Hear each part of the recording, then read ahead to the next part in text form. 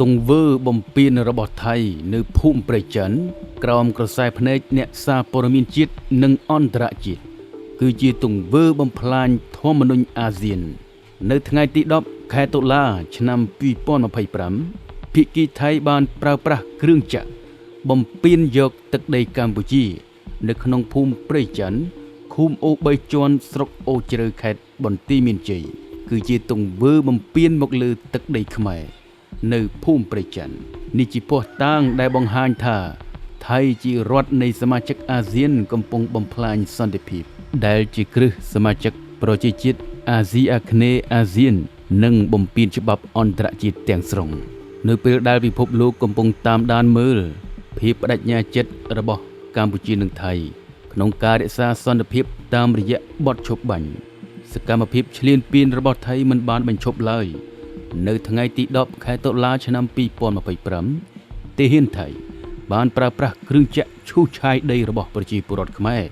នៅភូមិព្រៃចិនឃុំអូ3ជាន់ស្រុកអូជ្រៅខេត្តបន្ទាយមានជ័យក្រោមក្រសែភ្នែកអ្នកសារព័ត៌មានជាតិនិងអន្តរជាតិជាច្រើនដែលកំពុងស្ថិតនៅទីនោះផ្ទាល់ទង្វើបំពានរបស់ថៃនេះ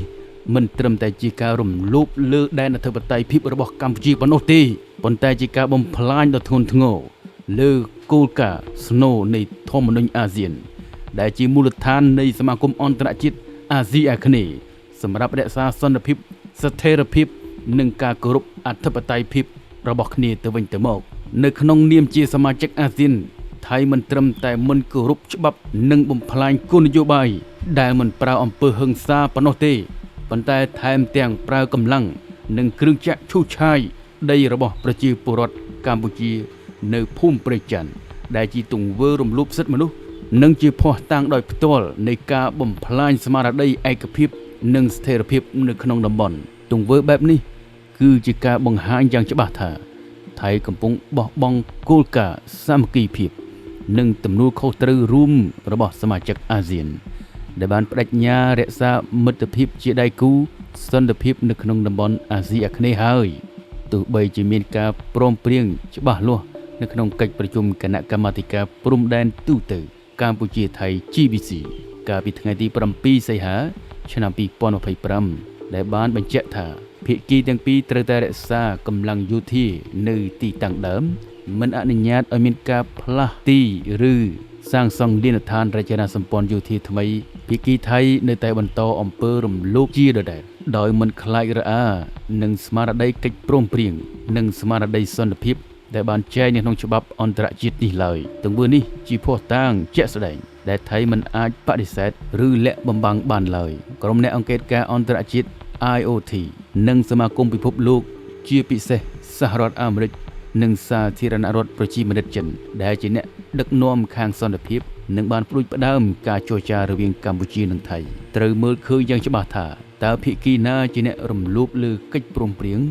និងតើភាគីណាជាភាគីរងគ្រោះដោយពិតប្រាកដខណៈដែលកម្ពុជានៅតែបន្តខ្ជាប់ខ្ជួននយោបាយអត់ធ្មត់គោរពបទឈប់បាញ់គ្នា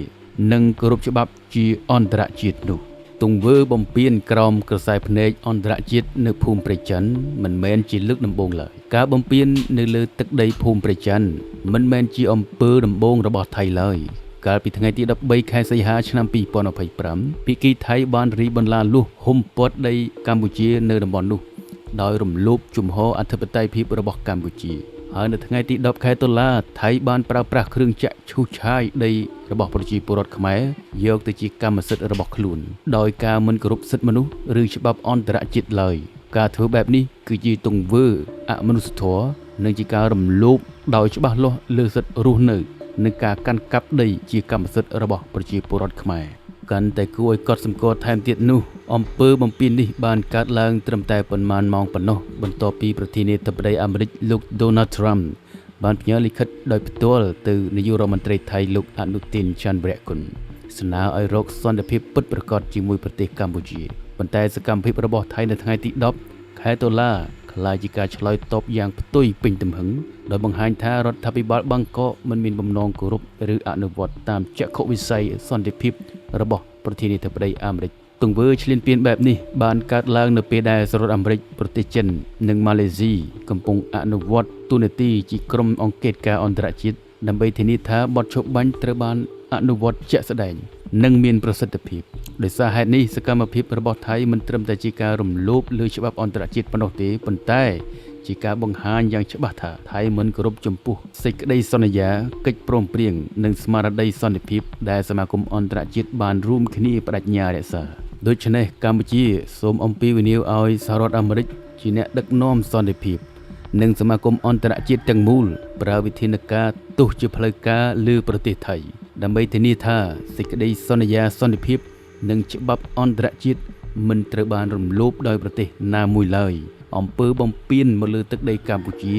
គឺជាការប្រមាថលើសេចក្តីសន្យារបស់សមាគមអន្តរជាតិទាំងមូលនៅក្នុងការរក្សាសន្តិភាពស្ថិរភាពនិងយុត្តិធម៌នៅក្នុងអាស៊ីអាគ្នេយ៍នេះ